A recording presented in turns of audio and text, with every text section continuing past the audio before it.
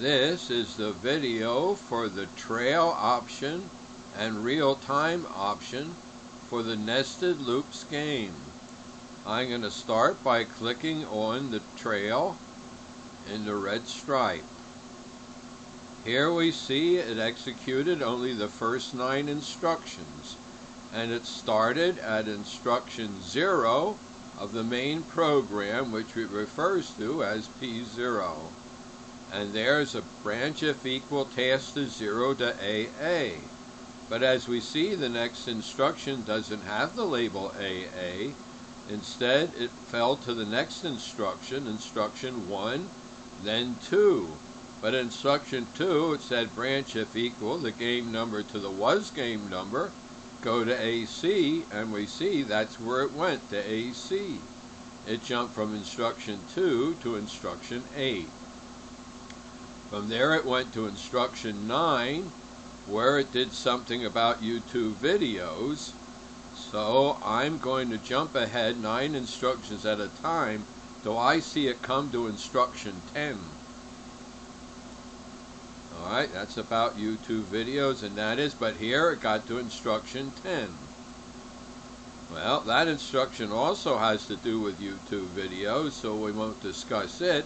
But instruction 11 says call routine 101, which is subprogram 1, tab 1, and here P1, that's subprogram 1, and here we're at tab 1.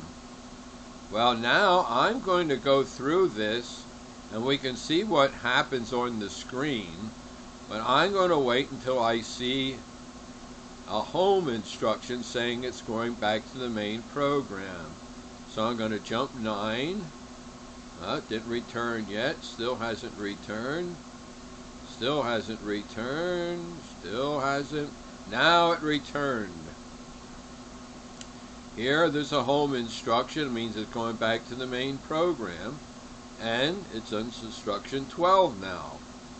Instruction 12 says go to subprogram 1, tab 2, and here we see it is at subprogram 1, tab 2. Again, I'm just going to go through it 9 instructions at a time and wait to see it go back to the main program.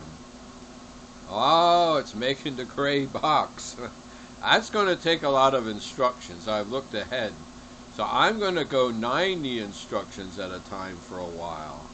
Once, twice, 3, 4, 5 times. Now I'll go back to just doing 9 at a time and wait for it to go home. Well, 1 9, another 9, another 9. Up, here it goes. It finally went home. And now it's at instruction 13 of the main program. Then it calls subprogram 1, tab 3. Well, I'll go just 9 instructions at a time and we'll see what it's doing. Oh, it's putting the green boxes at the beginning. At the bottom. And there they go, 1 at a time. Going to crawl, and it's marking them. It's not going home. I'm sure it's not going to go home until it finishes those boxes. 9 instructions at a time I'm going. Up, now we're on the last box. Now I'm going to watch to see it go home. Didn't come home yet. Didn't go home yet. What's it doing? Oh, it's still finishing up on that last one. And then it went home. And now it's at instruction 14 of the main program, which is changing the font. Up, now put game number on the screen. That was done in the main program. We'll go another 9. Setting a box to a clickable rectangle. Oh, that's this box here, I guess. 9 more, and it exited. Alright, so we went on the trail, and we saw what happened here on the screen when it went to the different subprogram tabs. Now we're going to end the trail by clicking it off. Then we're going to click it back on again and find a particular thing. For instance, what if we didn't like the fact that this big box was gray and we wanted to make it a different color? Well, we'll go on the trail and we can do our advances by 9 until we see the gray box. There it occurred. So I go over here, look at the last 9 instructions. Well, here I see one with a green color. Well, that's definitely not green. So I'll tell you what, we can go backwards on the trail. I'm going to go back 9 instructions. Here I see it, 555, that's gray. Well, I'm going to click on that instruction right here. I'm going to turn off the trail and I'm going to go to the program. It knows that when you click on an instruction in the trail, it marks that instruction so that when you go to the program, that's where you're going to go. So I didn't have to know where this instruction for the color was. I just had to go on the trail until it made the color.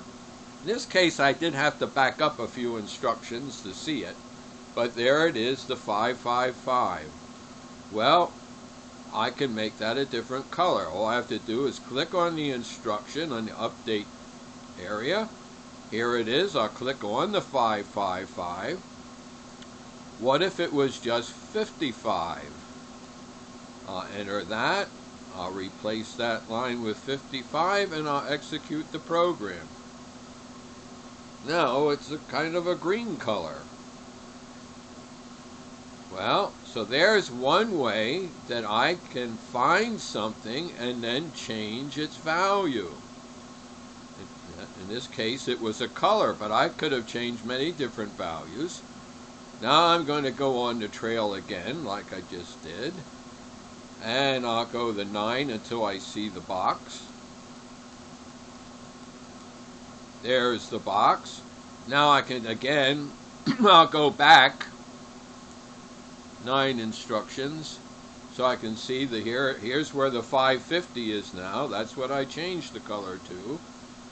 Again, I'm going to click on that instruction, but this time I'm not going to go to the program. I'm going to turn the trail off and go to RT, which is real time.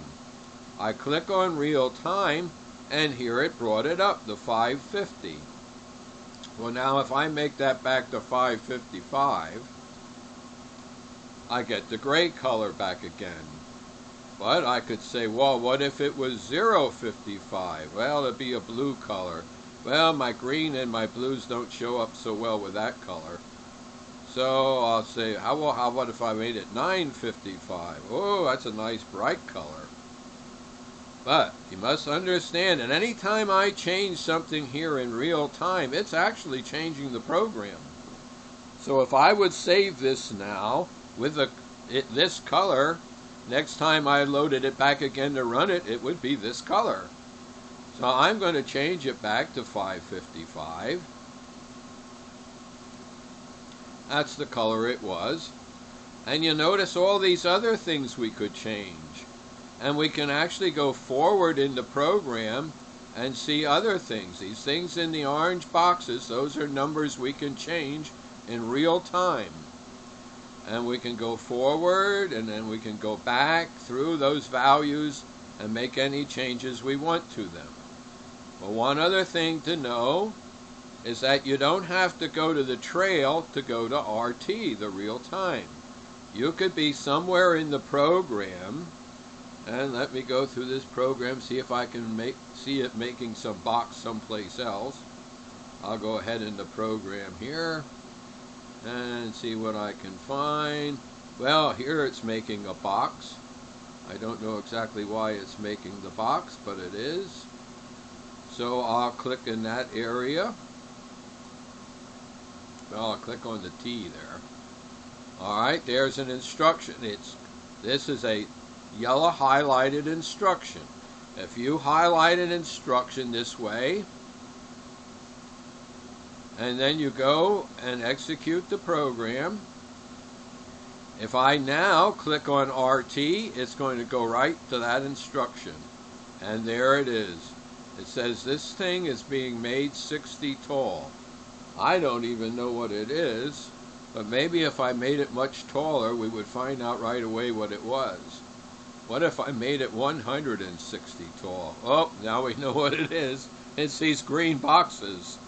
Notice what happened to them. I think they got so big they went off the screen, what we call the canvas area for this screen. So I'll make that back to 060 again. But what I want to point out is that you can write your program and then say, oh, I want to tweak this particular thing. I want to fit this text right into the box. Or I want to change the color of the box. I want to reposition the box. You can do it in real time by yellow highlighting the line and then executing the program and going to RT. Alright, this is the end of the video for the trail option and the real-time option of the Nested Loops game.